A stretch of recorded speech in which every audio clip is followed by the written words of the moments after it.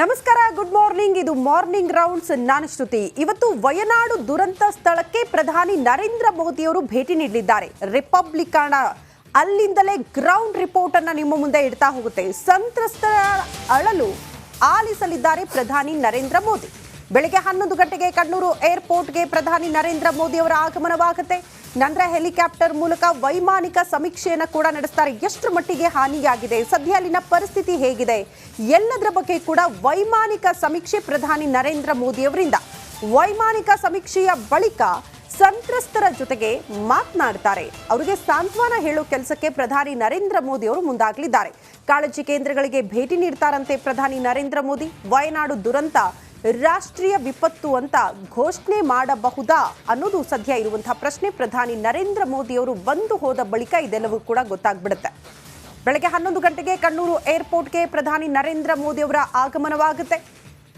ಆ ಬಳಿಕ ವೈಮಾನಿಕ ಸಮೀಕ್ಷೆ, ನಂತರ ಕಾಳಜಿ ಕೇಂದ್ರಕ್ಕೆ ಭೇಟಿ ಕೊಡ್ತಾರೆ. ಸಂತ್ರಸ್ತರ ಜೊತೆಗೆ ಮಾತನಾಡ್ತಾರೆ. ಅವ್ರಿಗೆ ಸಾಂತ್ವನ ಹೇಳೋ ಕೆಲಸ ಆಗುತ್ತೆ. ವಯನಾಡಿನ ಸದ್ಯದ ಪರಿಸ್ಥಿತಿಯ ಅವಲೋಕನವನ್ನ ಪ್ರಧಾನಿ ನರೇಂದ್ರ ಮೋದಿ ಅವರು ಮಾಡಲಿದ್ದು, ಮಾಹಿತಿಯನ್ನು ಕೂಡ ಪಡೆದುಕೊಳ್ಳಲಿದ್ದಾರೆ. ಸದ್ಯ ದೇವರ ನಾಡು ವಯನಾಡು, ಕೇರಳ ಇದೆಯಲ್ಲ, ಹಿಂದೆಂದೂ ಕೇಳರಿಯದಂಥ ಅತ್ಯಂತ ಭೀಕರ ದುರಂತಕ್ಕೆ ಸಾಕ್ಷಿಯಾಗಿತ್ತು. ಇವತ್ತು ಪ್ರಧಾನಿ ನರೇಂದ್ರ ಮೋದಿ ಅವರು ವಯನಾಡಿಗೆ ಭೇಟಿ ಕೊಡ್ತಾ ಇರೋದ್ರಿಂದ ಯಾವ ರೀತಿ ಸಿದ್ಧತೆ ಆಗಿದೆ, ಏನೆಲ್ಲ ಬೆಳವಣಿಗೆ ನಿರೀಕ್ಷೆ ಮಾಡಬಹುದು, ಆ ಕುರಿತು ಮಾಹಿತಿ ಕೊಡೋದಕ್ಕೆ ಸ್ಪಾಟ್ ಇಂದಲೇ ನನ್ನ ಸಹೋದ್ಯೋಗಿ ರಂಜಿತ್ ನೇರ ಸಂಪರ್ಕದಲ್ಲಿ ಜಾಯಿನ್ ಆಗ್ತಿದ್ದಾರೆ. ರಂಜಿತ್, ಪ್ರಧಾನಿ ನರೇಂದ್ರ ಮೋದಿ ಅವರ ಆಗಮನ ಇವತ್ತು, ಕಾರಣ ಕೇರಳ ಹಿಂದೆಂದೂ ಕಂಡು ಕೇಳರಿಯದ ದುರಂತ ಆದ ಬಳಿಕ ಈ ಭೇಟಿ. ಬಹಳ ಕುತೂಹಲ ಇದೆ, ನಿರೀಕ್ಷೆ ಇದೆ, ಏನ್ ಬೆಳವಣಿಗೆ ಆಗಬಹುದು ಇವತ್ತು?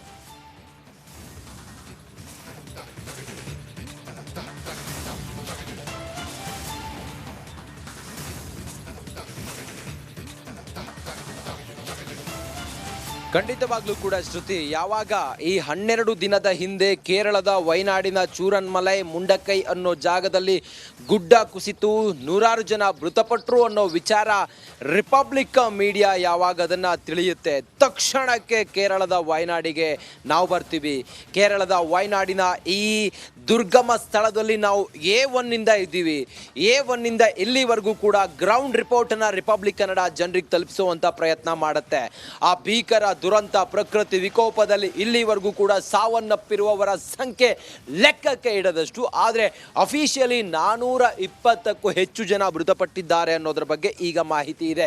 ಆದರೆ ಆ ಲ್ಯಾಂಡ್ ಸ್ಲೈಡ್ ಆಗಿ ಎಷ್ಟು ಜನ ಸತ್ತಿದ್ದಾರೆ, ಆ ಹೋಮ್ ಸ್ಟೇಗಳಲ್ಲಿದ್ದ ಜನ ಎಷ್ಟು, ಎಸ್ಟೇಟ್ಗಳಲ್ಲಿ ಇದ್ದ ಜನ ಎಷ್ಟು, ಅದರ ಜೊತೆಗೆ ಮನೆ ಮಠವನ್ನು ಕಳೆದುಕೊಂಡಂಥ ನಿರಾಶ್ರಿತರಾದಂಥ ಜನ ಎಷ್ಟು ಅನ್ನೋದ್ರ ಬಗ್ಗೆ ಒಂದು ಕ್ಲಾರಿಟಿ ಇಲ್ಲಿವರೆಗೂ ಕೂಡ ಇದ್ದಂಗೆ ಕಾಣಿಸ್ತಾ ಇಲ್ಲ.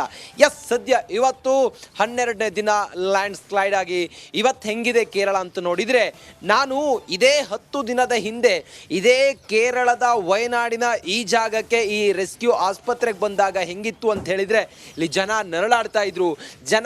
ಜನ ಒಂದು ರೀತಿಯಲ್ಲಿ ನಮ್ಮವರ ಡೆಡ್ ಬಾಡಿ ಇದೆಯಾ, ಕಾಣೆ ಆಗಿರುವ ನಮ್ಮವ್ರು ಇಲ್ಲಿದ್ದಾರಾ ಅನ್ನೋದನ್ನು ನೋಡ್ತಾ ಇದ್ರು. ನೋಡಿ ಶ್ರುತಿ, ನೀವು ಮತ್ತು ಜಯಪ್ರಕಾಶ್ ಶೆಟ್ಟರು ಆ ದಿನ ಲೈವಲ್ಲಿದ್ರಿ, ನಾನಾಗ ಈ ಸ್ಥಳದಲ್ಲಿದ್ದೆ, ಈ ಜಾಗವನ್ನು ತೋರಿಸ್ತಾ ಇದ್ದೆ. ಇದು ಶೈತ್ಯಾಗಾರ, ಇದು ಏನಿದು ಮಾರ್ಚರಿ ಏನಿದೆ, ಈ ಮಾರ್ಚರಿಯಲ್ಲಿ ಈ ಟೇಬಲ್ಗಳ ಮೇಲೆ ಹೆಣಗಳನ್ನು ಮಲಗಿಸಿದ್ರು.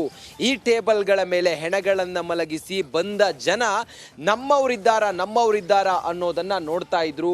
ಈ ಸ್ಥಳದಲ್ಲಿ ದುರಂತದಲ್ಲಿ ಮೃತಪಟ್ಟಂತಹ ಜನರ ದೇಹವನ್ನು ತಂದು ಈ ಒಂದು ರೂಮ್ ಏನಿದೆ ಇದರ ಒಳಗಿಡ್ತಾ ಇದ್ರು. ಜನರ ರೋಧನೆ ಒಂದು ಕಡೆಯಲ್ಲಿತ್ತು, ಮತ್ತೊಂದು ಕಡೆಯಲ್ಲಿ ಶ್ರುತಿ ನಾನು ತೋರಿಸ್ತಾ ಇದ್ದೆ, ಆ ಕಡೆಯಲ್ಲಿ ಜನರನ್ನ ಹಾಸ್ಪಿಟಲೈಸ್ ಮಾಡಿದ್ರು, ಕೆಲವರನ್ನ ಅಂದರೆ ತಾತ್ಕಾಲಿಕವಾದಂಥ ಆಸ್ಪತ್ರೆಯನ್ನು ನಿರ್ಮಾಣ ಮಾಡಿದ್ರು. ಹಾಗಾಗಿ ಅಲ್ಲಿಯೂ ಕೂಡ ಜನ ಬಂದು ನಿಂತು ಅಲ್ಲಿ ಯಾರ್ಯಾರು ಗಾಯಾಳುಗಳಿದ್ದಾರೆ ಅವರಿಗೆ ಚಿಕಿತ್ಸೆಯನ್ನು ಕೊಡೋದನ್ನು ನೋಡ್ತಾ ಇದ್ರು.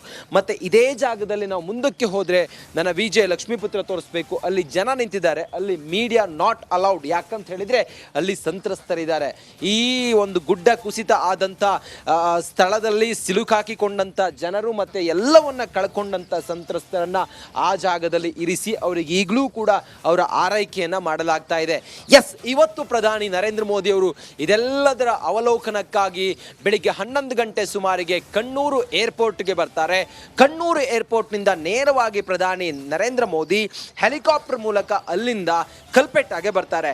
ನಾವು ಇಷ್ಟೊತ್ತು ಒಂದು 15 ನಿಮಿಷದ ಹಿಂದೆ ನಾವು ಅದೇ ಸ್ಥಳದಲ್ಲಿದ್ವಿ, ಕಲ್ಪೆಟ್ಟ ಅನ್ನುವ ಜಾಗ. ಆ ಕಲ್ಪೆಟ್ಟದಲ್ಲಿ ಪ್ರಧಾನಿ ನರೇಂದ್ರ ಮೋದಿ ಅವರು ಇಳಿಯೋದಕ್ಕೆ ಹೆಲಿಪ್ಯಾಡ್ ಅನ್ನ ನಿರ್ಮಾಣ ಮಾಡಲಾಗಿದೆ. ಕಲ್ಪೆಟ್ಟ ಟು ಚೂರನ್ಮಲೆ ಟವರ್ಡ್ಸ್ ಒಂದು 30 ಕಿಲೋಮೀಟರ್ ಇದೆ. ಆ 30 ಕಿಲೋಮೀಟರ್ ಉದ್ದಕ್ಕೂ ಕೂಡ ತಾತ್ಕಾಲಿಕವಾದಂಥ ಬ್ಯಾರಿಕೇಡ್ಗಳನ್ನು ಹಾಕಿ ಕಂಪ್ಲೀಟ್ ಆಗಿ ರಸ್ತೆಯನ್ನು ಬಂದ್ ಮಾಡಿದ್ದಾರೆ. ಯಾರಿಗೂ ಕೂಡ ಓಡಾಡೋದಕ್ಕೆ ಜಾಗ ಇಲ್ಲ ಅಥವಾ ಓಡಾಡೋದಕ್ಕೆ ಅವಕಾಶ ಇಲ್ಲ. ಕಲ್ಪೆಟ್ಟಾಗೆ ಬರ್ತಾರೆ ಪ್ರಧಾನಿ ನರೇಂದ್ರ ಮೋದಿ. ಕಲ್ಪೆಟ್ಟಾಗಿಂತ ಮುಂದೆ ಬಂದು ಮಲ್ಪಾಡಿ ಅನ್ನೋ ಜಾಗ ಇದೆ. ಮಲ್ಪಾಡಿ ಸೆಂಟ್ ಜೋಸೆಫ್ ಆಸ್ಪತ್ರೆ. ಆ ಆಸ್ಪತ್ರೆಯಲ್ಲಿ ಪ್ರಧಾನಿ ನರೇಂದ್ರ ಮೋದಿ ಸಂತ್ರಸ್ತರ ಜೊತೆಗೆ ಸಂವಾದವನ್ನು ಮಾಡ್ತಾರೆ. ಅದಾದ ನಂತರ ಪ್ರಧಾನಿ ನರೇಂದ್ರ ಮೋದಿ ಅವರು ಹೋಗೋದು ಚೂರನ್ಮಲೆಗೆ. ಚೂರನ್ಮಲೆಯಲ್ಲಿ ಪುನರ್ವಸತಿ ಏನಿದೆ ಅಲ್ಲಿ ಹೋಗೋದಕ್ಕೆ ಬ್ರಿಡ್ಜ್ಗಳ ನಿರ್ಮಾಣ ಆಗಿರ್ಬೋದು ಅಥವಾ ಚೂರನ್ಮಲೆ ಟು ಮುಂಡಕೈ ಹೋಗೋದಕ್ಕೆ ಮಾರ್ಗ ಸೇತುವೆ ಎಲ್ಲವೂ ಕೂಡ ಕೊಚ್ಕೊಂಡು ಹೋಗಿರೋದ್ರಿಂದ ಆರ್ಮಿ ತಂಡ ಒಂದು ಬ್ರಿಡ್ಜನ್ನು ತಾತ್ಕಾಲಿಕವಾದಂಥ ಬ್ರಿಡ್ಜನ್ನು ನಿರ್ಮಾಣ ಮಾಡಿದೆ. ಆ ಬ್ರಿಡ್ಜನ್ನು ಪುನರ್ವೀಕ್ಷಣೆಯನ್ನು ಮಾಡ್ತಾರೆ ಪ್ರಧಾನಿ ನರೇಂದ್ರ ಮೋದಿ. ಅಲ್ಲೆಲ್ಲ ವೀಕ್ಷಣೆಯನ್ನು ಮಾಡಿ ರೆಸ್ಕ್ಯೂ ತಂಡದ ಜೊತೆಗೆ ಪ್ರಧಾನಿ ನರೇಂದ್ರ ಮೋದಿ ಮಾತುಕತೆಯನ್ನು ಮಾಡ್ತಾರೆ. ಅದಾದ ನಂತರ ಪ್ರಧಾನಿ ನರೇಂದ್ರ ಮೋದಿ ಹೆಲಿಕಾಪ್ಟರ್ ಮೂಲಕ ಆ ಚೂರನ್ಮಲೈ ಮತ್ತೆ ಮುಂಡಕೈ ಅನ್ನೋ ದುರ್ಗಮವಾದಂಥ ಅಥವಾ ಸಂಪೂರ್ಣವಾಗಿ ಹಾಳಾಗಿರುವಂಥ ಗುಡ್ಡ ಕುಸಿದು ಇವತ್ತು ಸ್ಮಶಾನದಂತಾಗಿರುವಂಥ ಜಾಗ ಇದೆಯಲ್ಲ, ಆ ಜಾಗದಲ್ಲಿ ವೈಮಾನಿಕ ಸಮೀಕ್ಷೆಯನ್ನು ಮಾಡ್ತಾರೆ ಪ್ರಧಾನಿ ನರೇಂದ್ರ ಮೋದಿ.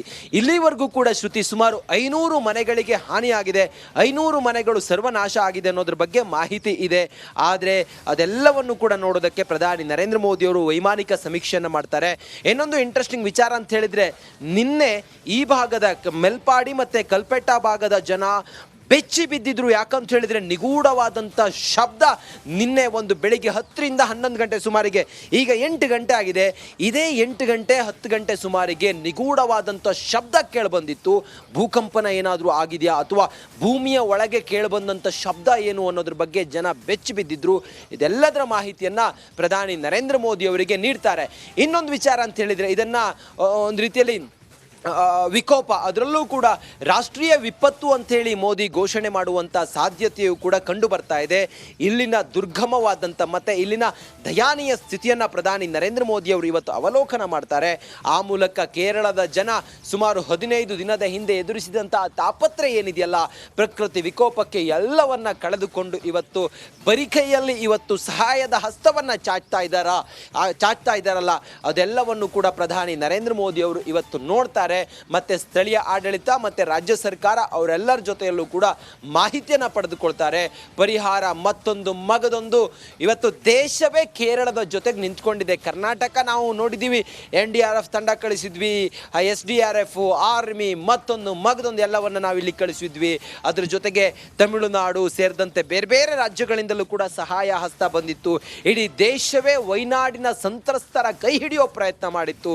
ಅದರ ಭಾಗವಾಗಿ ಪ್ರಧಾನಿ ನರೇಂದ್ರ ಮೋದಿ ಅವರು ಇವತ್ತು ವೈನಾಡಿನ ಈ ಹಾನಿಯಾಗಿರುವಂಥ ಪ್ರದೇಶಗಳ ವೈಮಾನಿಕ ಸಮೀಕ್ಷೆಯನ್ನು ಮಾಡಿ ಇಲ್ಲಿ ಕ್ಷಿಪ್ರಗತಿಯಲ್ಲಿ ಆಗಬೇಕಾದಂಥದ್ದೇನು, ಪುನರ್ವಸತಿಗೆ ಏನೇನು ಮಾಡಬೇಕು, ಅರ್ಧಂಬರ್ಧ ಮನೆ ಕಳ್ಕೊಂಡವರು, ತಮ್ಮವರನ್ನು ಕಳ್ಕೊಂಡವರಿಗೆ ಪರಿಹಾರ ಏನು, ಅದೆಲ್ಲದರ ಕುರಿತಾಗಿ ಇವತ್ತು ಪ್ರಧಾನಿ ನರೇಂದ್ರ ಮೋದಿ ಅವರು ಚರ್ಚೆ ಮಾಡ್ತಾರೆ. ನೋಡಿ, ಅಲ್ಲಿ ನಿರಾಶ್ರಿತರು ಏನಿದ್ದಾರೆ ಅವರಿಗೆ ಊಟ ತೆಗೆದುಕೊಂಡು ಹೋಗ್ತಿರೋದು ಆ ರೀತಿಯಲ್ಲೇ ಇಲ್ಲಿ ನಡೀತಾನೆ ಇರುತ್ತೆ.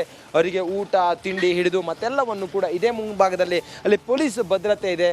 ಹಾಗಾಗಿ ಅಲ್ಲಿ ಹೋಗಲಿಕ್ಕೆ ಮಾಧ್ಯಮದವರಿಗೆ ಅವಕಾಶ ಇಲ್ಲ. ಎಲ್ಲ ವ್ಯವಸ್ಥೆಯನ್ನು ಮಾಡ್ತಾ ಇದ್ದಾರೆ.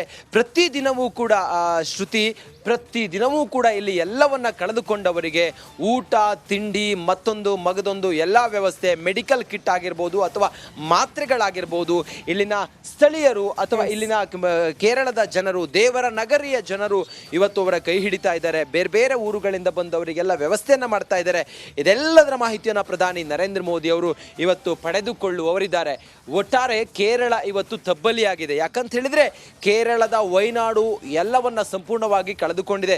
ಇಲ್ಲಿವರೆಗೂ ಕೂಡ ಇಂಥದ್ದೊಂದು ಭೀಕರ ದುರಂತ, ಇಂಥದ್ದೊಂದು ಭೀಕರ ಹಾನಿ ಕೇರಳದಲ್ಲಿ ಇಲ್ಲಿವರೆಗೂ ಸಂಭವಿಸಿರಲಿಲ್ಲ. ಆದರೆ ಈ ಹಿಂದೆ ಇದೇ ರೀತಿ ಲ್ಯಾಂಡ್ ಸ್ಲೈಡ್ ಆದಾಗ ಇಷ್ಟೊಂದು ಪ್ರಾಣ ಹಾನಿ ಆಗಿರಲಿಲ್ಲ, ಇಷ್ಟೊಂದು ಹಾನಿ ಆಗಿರಲಿಲ್ಲ. ಆದ್ರೆ ಇದೇ ಮೊದಲ ಬಾರಿಗೆ ಕೇರಳದಂತ ಸ್ವರ್ಗ ಇದೆಯಲ್ಲ. ನರೇಂದ್ರ ಮೋದಿ ಅವರು ಬಂದು ಹೋದ ಬಳಿಕ ಅಲ್ಲಿ ಆಗುವಂತಹ ಬದಲಾವಣೆಗಳು ಏನು ಅಭಯ ಸಿಗುತ್ತೆ ಕಾದ್ ನೋಡೋಣ. ಧನ್ಯವಾದಗಳು ತಮ್ಮೆಲ್ಲ ಮಾಹಿತಿಗೆ.